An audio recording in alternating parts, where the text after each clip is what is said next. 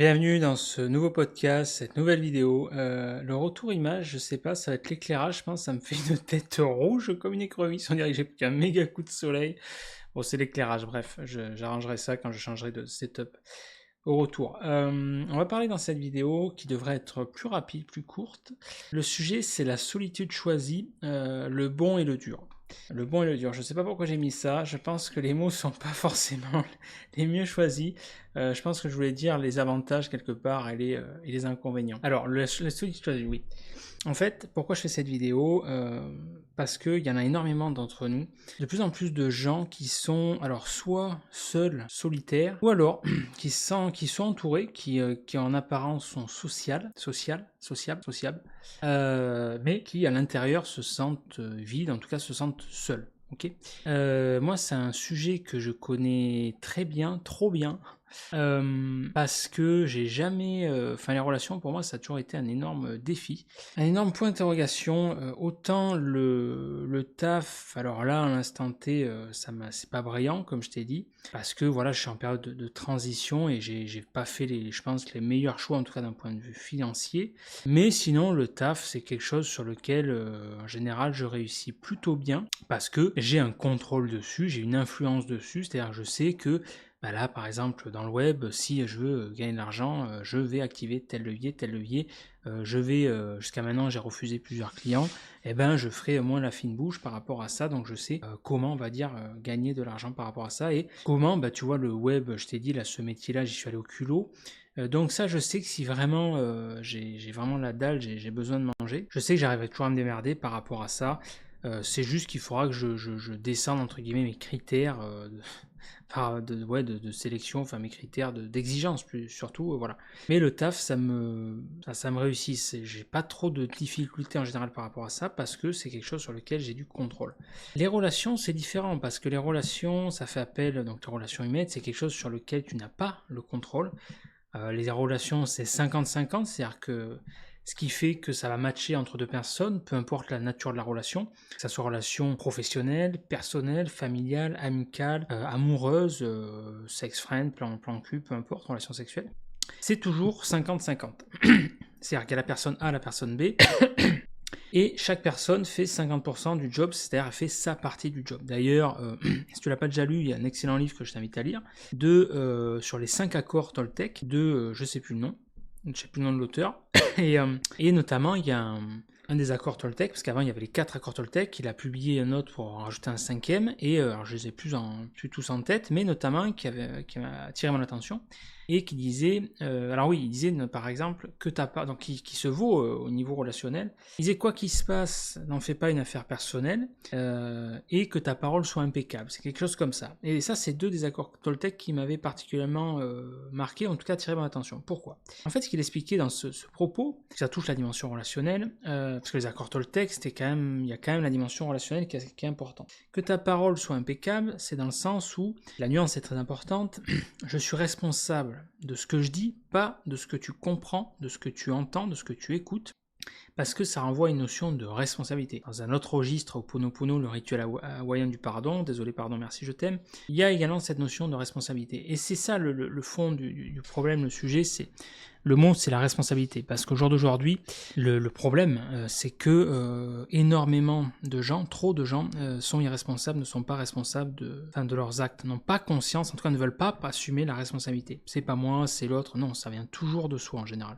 Et donc oui, quand tu dis je suis responsable, quand l'accord Toltec, ta parole soit impeccable, je suis responsable de ce que je dis, pas de ce que tu comprends ou de ce que tu entends, ce qui veut dire par là, c'est que si je dis, admettons, si je te dis par exemple, voilà, j'ai fait le tour des Annapurna en 15 jours, je marchais 8 heures par jour, et ça m'a fait un bien fou, franchement, autant au niveau mental que physique, les paysages étaient magnifiques, je suis sorti de là vraiment, voilà, comme un requinqué et tout, et également, après, j'ai été en Inde, et j'ai participé à un séminaire où j'ai pris des bains glacés en compagnie de Wim Hof, et ensuite d'ailleurs on est parti pour une expédition qui a monté le Kilimandjaro torse nu, effectivement en l'espace de 48 heures. Bon, je te dis ces propos qui relatent mon expérience. ça n'engage que moi. Ça, c'est la première chose.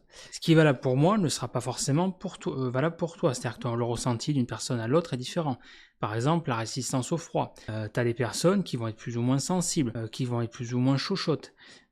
Si, par exemple, tu prends une douche glacée et admettons, voilà, j'ai écouté Seb, là, il m'a dit peut-être de prendre un bain glacé, là, et de gravir le Kilimanjaro en 48 heures, torse nu en maillot de bain. Et il t'arrive un pépin, et tu dis putain mais c'est à cause de lui, putain franchement là cet enculé il m'a dit n'importe quoi et tout. Non, j'ai jamais dit de gravir le Kilimanjaro en 48 heures. Je dis ça, c'est le résultat d'une expérience personnelle. Le trek, le tour des Annapurna, ça je l'ai fait en 15 jours. Et le Kilimanjaro d'ailleurs c'est même pas une expérience personnelle parce que je l'ai pas encore fait, ça je voudrais le faire. C'est Wim Hof qui l'a fait en 48 heures, mais c'est quelque chose qui pourrait me botter.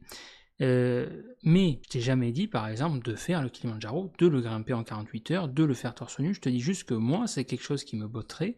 Et par exemple le fait par exemple de prendre également des douches froides, c'est quelque chose effectivement qui stimule le corps, qui stimule l'immunité, c'est factuel, tu le ressens. Le fait de prendre des bains froids, ça fait du bien, tu te sens beaucoup mieux. Le fait d'être exposé au froid dans une moindre mesure, sans forcément partir dans ces extrêmes, t'es dehors, tu fais un métier manuel ou même sans faire du manuel, tu vas marcher, tu fais une randonnée l'hiver. Là par exemple, je te prends un autre cas qui me vient. C'était en décembre. Je suis allé marcher vers chez moi, donc quand j'étais en France. Et voilà, donc il faisait frais, mais moi j'avais le sang chaud, donc voilà, je suis en bonne condition physique. Et tout le monde était, donc je sais pas combien il faisait peut-être 5 degrés, tu vois. Mais en marchant, enfin moi ça me réchauffe. Et donc tout le monde était super couvert, pantalon, chaussettes, doudoune, blouson, pull, enfin bref, tout l'artillerie quoi. Et moi j'étais le seul entre guillemets couillon à être en short et t-shirt. Et les gens qui me croisaient, ils étaient là, oh, ça va pas et tout, vous avez attrapé froid et tout, on n'est pas en été et tout ça. J'aurais dit mais putain mais foutez-moi la paix, que ça peut vous foutre quoi. Enfin si moi ça me fait du bien, enfin au contraire, moi je pourrais pas être en pantalon et en pull et en blouson parce que j'ai chaud quoi. Donc je vais pas avoir chaud juste pour faire plaisir aux autres parce que j'ai un thermomètre entre guillemets différent. Parce que le problème c'est que les gens ils sont tellement habitués à être couvés dans leur doudoune et compagnie que leur système immunitaire il est tellement affaibli que la moindre écart de température, ou là j'ai froid, mais c'est une question d'habitude. Si tu t'induis du stress, comment on appelle ça, du stress environnemental, du stress, je sais pas si c'est biologique, enfin peu importe le terme, et que tu habitues ton corps au froid et que ton métabolisme est bon, et ben effectivement, à un moment donné, tu vas avoir de plus en plus chaud. Si tu te dépenses, par exemple, t'es là, le cul assis sur la chaise, et forcément ton corps dégage beaucoup moins de chaleur que si tu dépenses, t'es en activité, ton corps dégage de la chaleur. Donc le plus important, c'est de sentir, de s'écouter et d'en faire l'expérience. Et l'expérience est différente en fonction de chacun. S'il y a des personnes qui ont besoin d'être en doudoune parce qu'elles ont froid, ok, c'est bien, mais moi je leur fous la paix, mais en retour qu'elles me foutent la paix. Donc, pour revenir au truc, c'est que si je te dis, tac, j'ai fait ça, et de mon expérience, je me suis rendu compte que moi c'est quelque chose que je conseille, l'exposition au froid, l'activité physique parce que ça fait du bien, le fameux Namasaman Kwalposana. Après, ça c'est ce que je dis, d'accord? Mais après, tu es responsable de ce que tu comprends, de ce que tu entends, dans le sens où, par rapport à ton expérience, tu as un filtre, tu vas filtrer mes mots, ce que je dis, et tu vas avoir plus ou moins des biais par rapport à ça. On a tous des biais, des filtres par rapport à ça, par rapport à notre vision du monde, notre carte du monde, par rapport à nos expériences de vie qui font que, si admettons, moi je te dis ça et que dans ton enfance, t'as pas eu des bonnes expériences par rapport au froid, j'en sais rien, moi, t'as failli, je sais pas, t'as fait l'Alaska et t'as failli mourir au fin fond de la neige, t'as été exposé au froid pendant 12 jours et t'as été en hypothermie. Bon, mais il est évident qu'à mon avis, ton expérience de froid va pas forcément être positive, et donc forcément, t'auras un biais, ce qu'on appelle un biais cognitif par rapport à ça. Et donc, forcément, si je te dis j'ai un trop, ça va résonner, ça va réveiller une espèce de traumatisme. Donc c'est ça que je veux dire, dans le sens où il y a toujours dans la relation, toi, c'est le fameux 50-50, tu es responsable de ce que tu aimais, que ça soit au niveau corporel, au niveau oral, communicatif, et tu es responsable également de ce que... Donc tu es responsable de ce que tu aimais. Mais ce que la personne reçoit, ça c'est pas ton problème. C'est à elle justement. Si par exemple une personne, elle a un trauma ou elle doit travailler sur ses émotions, le parfait exemple c'est les couples. Les couples, tu prends un pervers narcissique et une personne qui est, qui a pas confiance en elle, ou alors qui a pas travaillé justement, qui a pas travaillé sur elle, sur ses blessures émotionnelles, et beh, forcément ça fait un cocktail où les 2 vont être toxiques, forcément. Mais pour que ce cocktail toxique marche, il faut que chaque fois qu'il y ait un émetteur et un récepteur. Donc ça justement, ça donne un couple entre guillemets malsain, un couple qui est pas sain. Et pour qu'un couple soit sain, eh ben, il faut justement que les 2 personnes, entre guillemets, soient saines, elles aient travaillé sur leurs blessures émotionnelles, elles soient suffisamment éveillées, c'est ce qu'on appelle l'intelligence émotionnelle. Il y a le QI, le quotient intellectuel, et il y a le QE, le quotient émotionnel. Et l'intelligence émotionnelle, c'est très important, c'est même le plus important pour vivre, entre guillemets, en harmonie en société, et surtout en titre individuel en tant qu'être humain. Il y a également le deuxième accord Toltec qui dit « quoi qu'il se passe, n'en fais pas une affaire personnelle ». Ça, c'est un exemple, t'as quelqu'un, voilà, t'es en voiture, t'es peinard, t'es détente, tu roules tranquille et tout, et t'as quelqu'un qui arrive tout berzingue, qui te colle au cul, tout excité, qui klaxonne, ouais, et tout, tu vas l'avancer, ta charrette, qui t'insulte et tout. Tu vois, le mec, il est complètement camé au volant. Et voilà, il va te chercher à doubler, il va t'insulter, tout ça, voilà. Bon, t'as 2 types de réactions par rapport à ça. La première, c'est de réagir. Soit, admettons, tu l'insultes, tu dis « connard », pareil, donc tu rentres ce qu'on appelle en résonance émotionnelle, donc tu te calibres sur son niveau émotionnel. Donc à la base, t'étais détendu, l'autre, il est en colère, il jette ce qu'on appelle son poison émotionnel et tu te calibres par rapport à lui, du coup tu te mets en état de colère. Et en gros, le problème c'est qu'en faisant ça, tu lui transfères de ton pouvoir, tu lui donnes de l'importance, tu lui donnes de ton pouvoir, il te fait changer dans l'état dans lequel tu es. Tu te mets à son diapason, à son niveau émotionnel, du coup il est content et comme ça le libère et il peut passer quelque part à autre chose. Mais c'est vrai en plus ce que je dis, hein, c'est émotionnellement et psychologiquement c'est comme ça que ça se passe, hein, c'est factuel. Ça, c'est le premier niveau de réaction. Ça, c'est au niveau oral, et si t'es un mec, alors si t'es deux nanas, tu vas te crêper le chignon, et si t'es deux mecs, bah, tu te tapes, tu te bastonnes et compagnie, et voilà, tu te pètes 2-3 arcades, tu vas aux urgences, et ensuite tout le monde est content. Ensuite, le deuxième niveau de réaction, c'est voilà, de rester centré, ce qu'on appelle centré. T'as la personne qui s'agace, te dire ok, bon, bah, sûr que c'est pas agréable, mais si t'as un autre niveau de conscience, tu te dis ok, bah, cette personne-là, elle est excitée, mais c'est pas, déjà, j'en suis pas la cause, et 2 surtout, c'est que c'est pas contre moi directement, c'est-à-dire qu'elle m'insulte, mais elle m'insulte pas moi personnellement, elle a rien contre moi à la base personnellement, c'est-à-dire que là il se trouve que je suis sur son chemin, voilà, je suis devant elle et elle s'en prend à moi, mais si c'était une autre personne lambda, ça serait exactement pareil. Et tu peux te poser la question, de te dire ok, pourquoi elle est excitée, essayer de chercher à comprendre, c'est peut-être que tout simplement parce que, je dis pas que c'est une raison, j'ai juste essayé de comprendre, c'est différent. Peut-être que la personne, elle a vécu une mauvaise journée, elle sort du taf, son patron lui a dit de la merde, ou alors il l'a licencié, ou alors elle vient de subir un décès, elle a perdu un gosse, un enfant, ou je sais pas, elle a vécu une situation, tu vois, sur le plan émotionnel lourde, enfin pas frustrante et tout, et du coup, vu qu'elle sait pas comment gérer ses émotions, parce que la gestion émotionnelle ça s'apprend, et du coup, elle essaie de trouver un moyen d'évacuer ce trop-plein émotionnel, ce surplus de pression, et un des moyens les plus courants et entre guillemets faciles, en tout cas le moyen qu'on apprend en étant gosse, en répétant le schéma de nos parents, c'est de s'énerver, s'agacer, d'insulter, voilà, et des fois quand on est un mec, de taper, voilà, en mode ouba c'est moi, le marsupilami. Voilà, ça c'est les différents types de réactions. Et ce qui est très compliqué au niveau relationnel, et là je vais parler dans mon cas, c'est que je trouve, hein, alors je dis pas que c'est forcément objectif, ça n'engage que moi, hein, c'est sûrement influencé par mes expériences de vie, mes biais par rapport à ça, mais où j'ai beaucoup de mal dans les relations, j'ai toujours eu ça, c'est que, alors que ça soit au niveau professionnel, personnel, enfin amical et même amoureux, c'est-à-dire que j'ai énormément de mal à accorder ma confiance, à faire confiance aux gens. Je suis très très exigeant dans les relations. J'ai une période d'observation. Je juge, j'estime si la période est digne de confiance. Et parce qu'une fois que je donne ma confiance, entre guillemets, sans réserve, après, voilà, quelque part, tu te rends vulnérable. Et malheureusement, et je suis pas le seul, hein, sûrement toi qui regarde cette vidéo ou qui écoute ce podcast en ce moment, tu as sûrement dû en faire les frais. D'ailleurs, je pense qu'à mon avis, je connais quasiment aucun être humain sur cette terre qui n'en a pas fait au moins, au minimum, l'expérience une fois, c'est surtout à des degrés différents.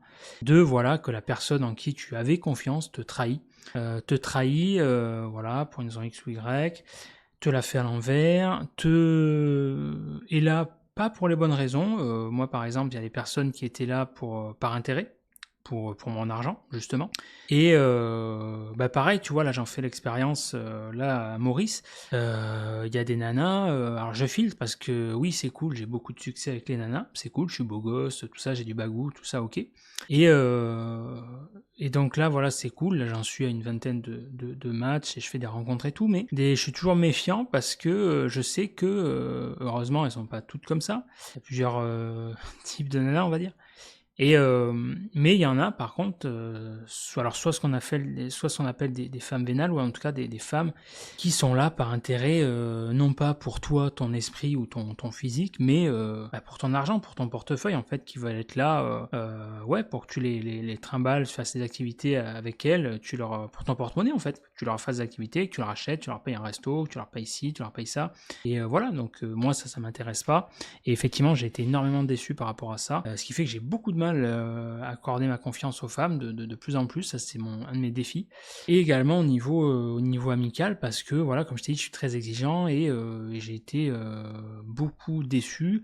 Alors, il y a des relations, j'ai ma part de responsabilité, voilà, parce que comme je t'ai dit, hein, c'est toujours 50-50, et la question aussi, c'est qu'est-ce qui fait que j'attire également ce genre de personnes.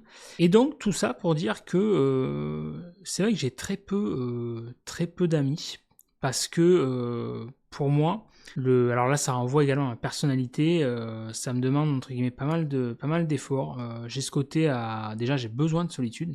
Il y a des gens, la majorité des gens ont peur de la solitude, moi c'est un besoin. Une question d'équilibre, hein, bien sûr, pas tout le temps être seul, parce qu'en tant qu'être humain, on a besoin de communiquer, d'être entouré, d'avoir une vie sociale, mais c'est juste qu'en fonction d'une personne à une autre, ce degré-là change.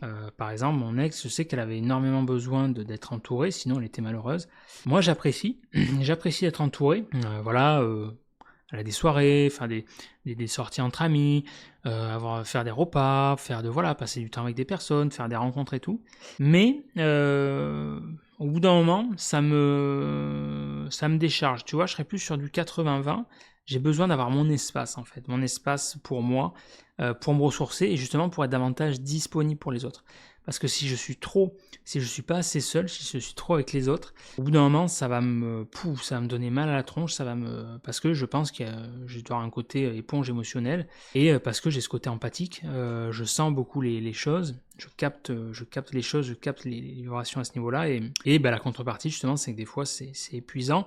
Et puis c'est surtout que, l'autre chose aussi, c'est que le problème de notre société actuelle, je trouve, c'est que on est beaucoup dans le m'as-tu vu, ça a été exacerbé avec les influenceurs de télé-réalité, avec sur les réseaux sociaux, le côté le bling bling, les jets, les yachts et compagnie, où on expose les richesses, on te fait croire que un des moyens d'être heureux, le goal ultime, c'est d'être millionnaire, c'est de faire 10K par mois, c'est de payer rouler en lambeau, yacht, luxe, diamant et compagnie. C'est faux, c'est archi faux. T'es pas obligé, heureusement d'ailleurs, de vivre à ce niveau de vie-là. Déjà, il y a très peu qui sont capables d'atteindre ce niveau de vie-là. Ce niveau de vie-là, alors à moins que tu sois héritier, fils ou fille, enfant de riches, là c'est différent. Ça c'est une catégorie. Mais déjà cette catégorie-là, elle n'est pas forcément heureuse, la plus heureuse, loin de là. Et sinon, si tu arrives par tes propres moyens à ce niveau de richesse, le résultat est le même. Très peu de personnes qui atteignent ce niveau de richesse sont heureux parce que tu as les problèmes qui vont avec. Déjà, t'es blasé parce que quand t'as accès à tout, à un moment donné, quand c'est l'opulence, t'as plus plaisir de découvrir quelque part, parce qu'en tant qu'être humain, on s'habitue à tout. Tu voyages en classe business, les 2-3 premiers vols, tu vas être content, tu vas être comme un gosse, tu vas dire, ah, c'est génial et tout. Après, tu voyages en première classe, les 2-3 premiers vols, ça va, c'est génial. Après, tu voyages en jet privé, ah, c'est génial. Puis après, au bout du 10e vol, tu vas dire, ouais, bon, allez, on prend le jet, c'est bon, comme tu prends ta Toyota ou ta voiture, quoi. Et ça, c'est comme tout, hein. Dans une moindre mesure, moi, quand j'étais gosse, j'ai pris mes premiers voyages en avion, j'avais 10 ans. Bon, j'étais content, forcément, quand t'es gosse, en plus, t'es émerveillé, t'es là, t'as ce côté magique. Bon, à partir du 10e vol, tu dis, allez, c'est bon, on va prendre l'avion, quoi, tu vois. Tu vois ça comme moyen de transport pour aller d'un point A à un point B. Donc, t'es de plus en plus pragmatique. Et ça, c'est valable dans tout. T'achètes du matériel, t'achètes tu te fais plaisir sur un téléphone, sur un PC, sur une voiture, sur peu importe le matos. C'est très valable sur le domaine matériel, justement. Et t'as le plaisir éphémère, justement. Tu vas te faire, ça va t'apporter du plaisir pendant une certaine durée, qui va être plus ou moins variable en fonction du matériel, mais au bout d'un moment, c'est comme tout, tu vas t'en lasser. Bon, la seule exception que j'ai par rapport à ça, où j'éprouve toujours autant de plaisir, c'est ma voiture actuelle, où j'ai un coup de cœur en Malaisie, tu vois, que je l'ai acheté quand je suis rentré de voyage en 2024. En juillet 2024, la Honda Civic, la Sport Plus, et j'éprouve toujours autant de plaisir, bon j'ai fait quelques modifs en plus dessus, mais j'éprouve toujours autant de plaisir, le plaisir de conduite là-dessus. C'est le seul cas, quelque part, exception à la règle. Mais pour en revenir au niveau des relations et de la solitude, après effectivement c'est pas toujours tout beau tout rose parce qu'on a besoin d'être entouré. Là tu vois par exemple, je suis content de faire cette expérience de voyager seul parce que c'est quelque chose que je t'invite à faire au moins une fois dans sa vie. C'est bien, c'est intéressant pour tout un tas de raisons, de faire l'expérience, de savoir que tu peux compter que sur toi, t'as cette liberté absolue, tu veux faire quelque chose, voilà, t'es souple, tu vas rencontrer des gens, t'as pas ce côté, ah ben non, je suis avec quelqu'un, que ça soit, peu importe ce quelqu'un, que ça soit ton ou ta partenaire, ta femme, ton mari, ou alors ta mère, ou alors ton ami, ta copine, ton copain, etc. Bon ben voilà, quand t'es avec quelqu'un, t'es pas libre à 100% parce que tu dépends de quelqu'un. Et donc si j'en sais rien, moi je suis fan, admettons, de nature, de dépassement de soi, de rando, tout ça. Bon, bah, la dernière fois que je suis venu à Maurice, j'ai fait le Morne. Là, par exemple, je voudrais faire les 7 cascades. Bon, vas-y, si j'ai envie d'y aller, j'y vais, tu vois. Que si la personne derrière, elle est pas sportive, ou elle a pas le niveau, les conditions physiques, elle va pas le faire, tu vas dire, bon, ok, je vais rester avec, ou tu vois, enfin. Après, tu me diras, tu peux t'arranger aussi, hein. Si par exemple, tu vas en couple avec quelqu'un, la personne, elle fait autre chose, et tu veux autre chose, ça se fait aussi. Mais en tout cas, voilà, c'est différent. Mais donc, oui, tout ça pour dire que moi, à l'heure actuelle, donc j'ai 40 ans, et j'ai toujours été un loup solitaire par rapport à ça. Donc, la solitude choisie, le bon et le dur, c'est que de mon expérience, je trouve, en tout cas, ça a beaucoup d'avantages. Ça te permet de pas avoir de bruit parasite par les personnes qui t'entourent, de pas être influencé. C'est-à-dire que l'avantage, je peux me mettre dans ma bulle quand j'ai besoin de réfléchir sur ma vie, sur mes projets, sur mon introspection, quand je veux créer mes rêves, quand je veux créer par exemple ma chaîne YouTube, tout ça. Donc ça, c'est bien quand je veux me permettre, là, que le voyage à Maurice, tu vois, je me pose la question, est-ce que tu veux y aller? Oui, vas-y, tu vois. Par rapport à ça, c'est cool. J'ai pas, ce bruit parasite. Mais effectivement, la contrepartie, c'est que, oui, de temps en temps, effectivement, c'est un peu pesant aussi, parce que t'as besoin quand même de partager, tu vois, quand j'ai fait ce voyage avec mon ex, c'est intéressant de partager l'expérience avec quelqu'un, parce que l'expérience que j'ai vécue, par exemple, avec elle, je sais qu'il y a que elle qui peut comprendre ce qu'on a vécu, parce que, tant que tu fais pas l'expérience, tu comprends pas. Et donc c'est vrai que c'est important quand même de partager du temps avec quelqu'un, de faire l'expérience. Là, je suis content de rencontrer des gens. Là, en ce moment, au moment où je fais cette vidéo, ce podcast, je suis célibataire, donc je profite. Donc là, la majorité de mes rencontres à l'heure actuelle, c'est les nanas, on va pas se mentir. Mais tu vois, quelque part, c'est un exemple aussi parfait parce que les nanas, c'est vachement bien en tant que mec hétéro pour tout un tas de raisons. Mais la contrepartie, c'est que ça te défocus. À la base, je suis quelqu'un de très organisé, très carré et tout. Et souvent, ils me font tourner la tête à force. Et donc, des fois, je suis un peu tête en l'air, tu vois. Donc, le danger, c'est que ça me défocus aussi sur certaines choses. Voilà. Mais non, la solitude, quelque part, c'est l'indépendance ultime, c'est le fait de pas avoir d'influence, mais la solitude tout le temps, je pense pas que ça soit bon non plus. On en revient toujours à ça, une question d'équilibre. La différence, c'est qu'en fonction des personnes, ce degré va varier. Il y a des personnes, peut-être que toi qui regardes cette vidéo, la majorité des personnes, je pense, de ce que j'ai vu, ont besoin quand même d'être entourées. Elles supportent pas la solitude parce que j'en ai jamais été vraiment confronté, ça leur fait peur. Moi, je te dis, j'en ai besoin, mais être tout seul tout le temps, non, c'est pas marrant non plus. J'ai quand même besoin de temps en temps de rencontrer des gens, mais c'est plus la rencontre finalement furtive, moi, tu vois. Alors qu'il y en a, ça va plus être, par exemple, comme la vie de famille, les familles nombreuses, tu vois, ceux qui font carrément des portées de gosses, qui ont 5-6 gosses, qui ont des school bus et tout. C'est des vocations, tu vois, c'est un délire, hein. Moi, c'est pas mon truc, mais voilà, ça dépend des personnes et tout. Mais je pense parce que quelque part, ces personnes ont peur d'être seules. Et c'est souvent pour ça d'ailleurs que les parents, quand leurs enfants grandissent, quand ils quittent le foyer, vers l'âge, alors maintenant on n'est plus sur des tanguis, donc c'est plus 18-20 ans, mais maintenant ça va plus être du 25 je pense. Mais quand ils quittent le foyer, souvent ils sont perturbés. C'est souvent pour ça d'ailleurs que les couples divorcent, hein, parce qu'ils se retrouvent face à eux-mêmes et face à leur propre statu quo finalement. Voilà, que la solitude, l'avantage c'est que tu peux pas t'échapper, tu vois, tu es en face de toi-même et au moins c'est ce qui fait peur finalement. à la plupart des gens. Et après, je finirai là-dessus. Je pense que c'est pour ça de ce que je vois, c'est qu'il y a de plus en plus de gens seuls et célibataires. Donc au niveau vraiment là, relationnel et surtout amoureux, parce que les gens étaient tellement déçus, et c'est ça que je voulais dire, c'est que le problème à l'heure actuelle de notre société, c'est que le paradoxe, c'est que c'est bien parce que les moyens de communication n'ont jamais été aussi développés, aussi simples. Là, tu vois, je tourne un podcast, il y a les réseaux sociaux, il y a les visios et compagnie. Donc tout est fait pour qu'on communique, que les êtres humains interconnectent au travers du globe, au travers du monde, et c'est le cas. Hein. Mais le paradoxe aussi, c'est quelque part, ça renferme, et les gens sont de plus en plus, avec les réseaux, ça c'est notamment depuis les réseaux sociaux, j'ai observé, sont de plus en plus superficiels. Les relations sont de surface, les discussions sont de surface, parce que soit les gens se protègent, soit les gens sont complètement à l'ouest, ils ont les neurones grillés, et donc le résultat est le même, ça fait que c'est difficile de rencontrer vraiment des gens qui sont intéressants et avec qui tu peux vraiment connecter en profondeur. Moi, je sais que j'ai besoin de connecter en profondeur, une connexion de surface, ça ne m'intéresse pas. Et c'est pour ça que rencontrer des gens, tu vois, comme là les nanas, avoir des plans cul, des relations d'un soir, des relations comme ça, des fleurs, des relations légères, c'est assez facile à trouver. Mais avoir vraiment des échanges profonds, une personne avec qui tu vas vraiment pouvoir matcher, vraiment connecter, c'est plus compliqué, c'est délicat. Si je prends l'exemple des applications de rencontres, c'est frustrant en tant que mec, parce que le paradoxe, c'est que les nanas où elles sont très paradoxales, où elles sont très contradictoires, c'est que souvent dans leur bio, alors ce qui ressort toujours, c'est qu'elles veulent rire, d'où le dicton femme qui rit à moitié dans ton lit. Mais le paradoxe, c'est souvent elles disent je cherche la profondeur, je veux une discussion intéressante, je veux ci. Ouais, elles veulent ça, mais elles s'en donnent pas les moyens. Souvent, quand tu rentres justement en discussion avec ce genre de nana, elles vont te dire tu leur offres des trucs, tu leur poses des questions, tu leur fous un pâté et tout. Soit elles te répondent pas, ou soit c'est salut. Ouais, ça, et toi, ça va, ouais. Forcément, à un moment donné, la relation c'est 50-50. C'est quand tu fais ça 2-3 fois, tu dis c'est bon, vas-y, je passe à autre chose. Enfin, une relation, ça se fait à deux en fait. Et c'est le paradoxe, t'as les personnes qui se disent, et c'est là où on en revient à l'honnêteté, l'introspection, se connaître soi-même. Parce qu'il y a souvent un gap entre la personne, ce qu'elle est, ce qu'elle dégage, et ce qu'elle croit, l'image ce qu'elle a d'elle en fait. Et souvent, les nanas, l'exemple sur les applications de rencontres, qui disent ouais, je fais des rencontres de discussion profonde, avoir des discussions, souvent c'est les premières qui sont pas du tout intéressantes. Voilà, donc c'est le problème à l'heure actuelle, c'est que beaucoup c'est en surface.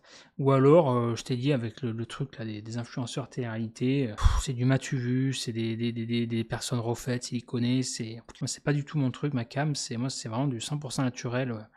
Authentique, et donc ouais, je finirai là-dessus. Les relations à l'heure actuelle, c'est, de mon point de vue, je sais pas ce que t'en penses, dis-le moi en commentaire, c'est compliqué de trouver des personnes, aujourd'hui c'est un luxe de trouver des personnes de confiance, fiables, qui soient intéressantes, vraiment, donc du coup dignes d'intérêt, avec qui tu peux vraiment interagir, discuter, et qui soient également ouvertes au débat, parce que c'est pareil, là l'exemple des nanas, parce que c'est l'exemple en ce moment que je côtoie le plus, mais c'est pareil, un truc qui m'agace aussi, mais ça c'est pour ça que je suis j'ai beaucoup de mal avec la relation et à être ouvert sur ce genre de choses. En tout cas, je vais pas aller chercher plus loin, alors qu'avant, c'est là où j'ai évolué. Avant, j'allais chercher à convaincre, maintenant je laisse faire. C'est vraiment pénible, et je vais utiliser le terme vraiment chiant. C'est que, et je trouve le mal du siècle, c'est que les personnes aujourd'hui, notamment les nanas, sont susceptibles. C'est pénible. C'est-à-dire que tu peux rien leur dire, elles vont se braquer, voilà. Tu poses une question, mais juste tu poses une question sans arrière-pensée en fait, pour savoir et tout. Ouais, mais non, tu vois, t'es pas intelligent, ou alors non, je savais pas que t'étais digne de culture ou quoi. Ok, mais enfin, et donc la personne elle se braque direct. Alors que toi, tu poses juste une question qui en soi et pas non seulement n'est pas méchante, et en plus c'est surtout parce que tu t'intéresses à elle. Et pour un truc pour un oui ou un non, les gens aujourd'hui sont susceptibles, se braquent, ou soit montent sur leur grand chevaux et tout. Mais à un moment donné, du coup, t'as plus envie de faire l'effort. Tu te dis mais c'est quoi ce bordel, putain, mais va travailler, faire une séance de thérapie. Hein. C'est pour ça que les thérapeutes, les psychologues et compagnie sont pas pris de connaître la crise, hein, parce que putain, il y a du boulot. Hein. Donc ouais, voilà, pour tout un tas de raisons, compliquer les relations aujourd'hui. C'est pour ça que c'est mon chemin de vie, la solitude. Je préfère. Il y en a beaucoup qui sont comme moi d'ailleurs. C'est pas forcément le meilleur choix, hein, je pense, mais qui préfèrent la solitude, comme on dit, être seul que mal accompagné. Voilà, je finirai le podcast, cette vidéo là-dessus. Dis-moi si ça te concerne ou pas, ce que tu penses de cette vidéo, de ce podcast, et surtout de ce sujet, en commentaire juste en dessous de cette vidéo YouTube si tu la regardes sur YouTube, ou si tu la regardes en audio, forcément tu ne pourras pas laisser de commentaire. En tout cas, voilà, j'espère que ça t'aura parlé, et je te dis à de suite dans la prochaine vidéo, en tout cas le prochain podcast. Salut, salut!